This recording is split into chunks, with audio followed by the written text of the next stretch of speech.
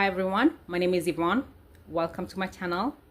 In this particular episode, I briefly want to talk about presidential pardons and two aspects about the presidential pardons.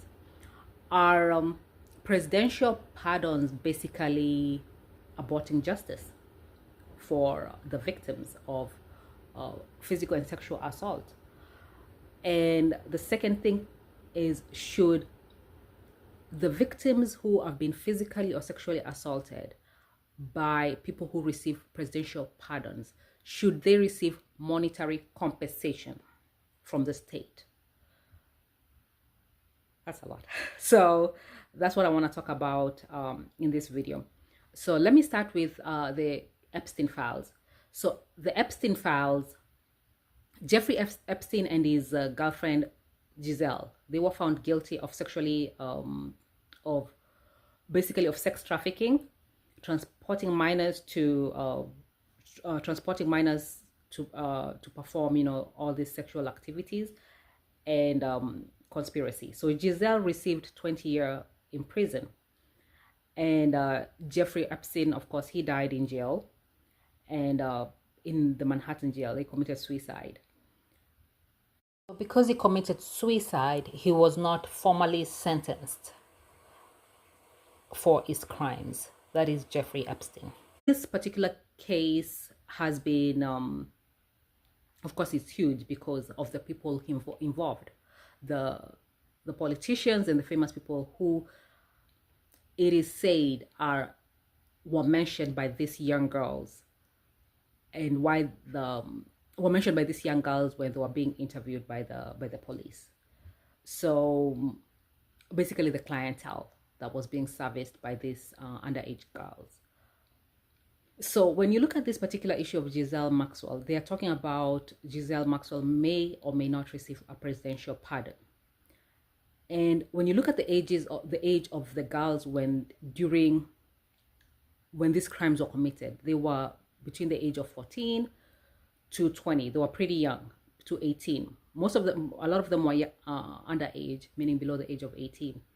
But all of them were young ladies, meaning those ladies are right currently in 2025. They should be in their 40s, in their 50s, in their 30s. So basically they're mature and they're seeing what is going on TV. With that said, these ladies, if Giselle Maxwell receives a pardon, these ladies basically have not received justice. They testified, they went through the court process, and there is a potential miscarriage of justice that is going to take place with the pardon of Giselle Maxwell. Potential, which they're saying is probably going to happen. That's one group. The other group is the January 6th. The January 6th protest that happened, where where you had supporters of Donald Trump, Republicans who went to the Capitol Hill to stop basically the declaration of the election results. And what happened during that particular time is there were police officers who confronted, of course, they are protecting the Capitol Hill and the people who were there. They confronted these protesters, and they were assaulted. They were physically assaulted. And for this particular case, a lot of them confessed. A lot of the people who assaulted the police officers, they confessed. Also, they were live streaming the whole event. So they were live streaming. There were videos of them streaming everything. So they did not deny they were there and what they did. So they went to jail and they were pardoned by Donald Trump.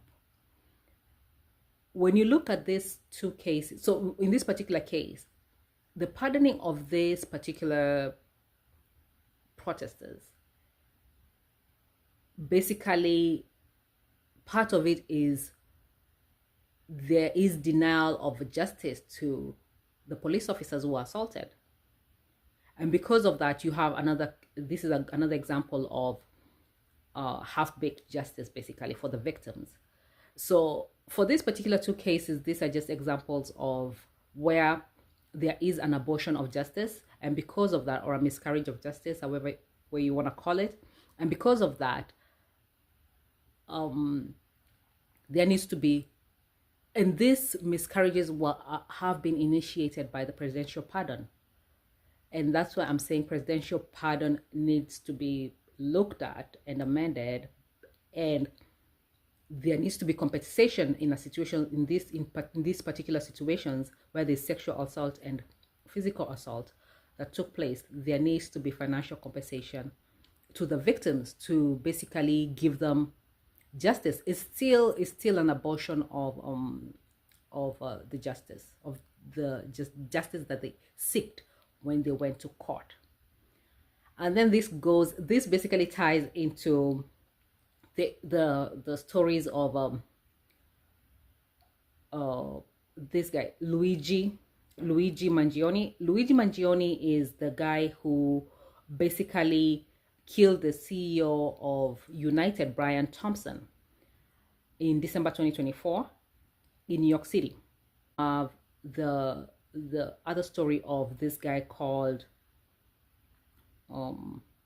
so his son was killed. So this man, his son was killed. Then he was killed by a police officer. So he was invited to the police station to look at the video of what happened to his son. When he showed up to the police station, of course, he saw the video of what happened to his son. When he left the police station, he went and killed a police officer. This is a completely different police officer, not the one who killed his son. So the issue of his son was Ryan Hinton, and his dad is Rodney Hinton Jr. His dad is Rodney Hinton. So his dad killed this police officer. It was a sheriff. He hit him with his car. He drove into the police officer's car. And in these two cases, you can see the Luigi Mangione and the Rodney Hinton case. You can see that these men took matters into their own hands, and they did what they believed was the justice. They basically delivered justice to themselves. They did what they believed was supposed to happen to correct the mistakes that the United Health CEO was doing to people, basically denying them insurance coverage and making all this money off of denial of insurance coverage to people with chronic illness. This is in the case of Luigi Mangione. And then you have the Rodney Hinton case. He basically took the life of a police officer, which appears to be his belief of that is a justice that he's giving his son, who was killed by a police officer. So basically what I'm saying is, there is clearly a section of people in America who don't believe that the American justice system is giving them justice or can deliver justice. And these presidential pardons are a good example of they are feeding into that and demonstrating that you are not going to get 100% justice if you go through the American justice system. So in other countries, when people don't believe in the justice system, they resort to being vigilantes, which a little bit Luigi Mangione looks like a vigilante. And also there is the issue of mob justice. The community takes matters on its own hands, and they go after people who they perceive to be perpetrators of crimes. So which has its own, sometimes they are right, sometimes they are completely wrong when it comes to the people they attack. But basically what I'm saying is there is a problem with the American justice system. It appears to there are people who cannot get justice in the American justice system. And these presidential pardons basically is really shining a spotlight on this particular issue. And I do believe that presidential pardons should come with compensation, monetary compensations to the victims, in particular when there's physical or sexual assault that took place. With that said, I will see you in the next video. Thank you very much.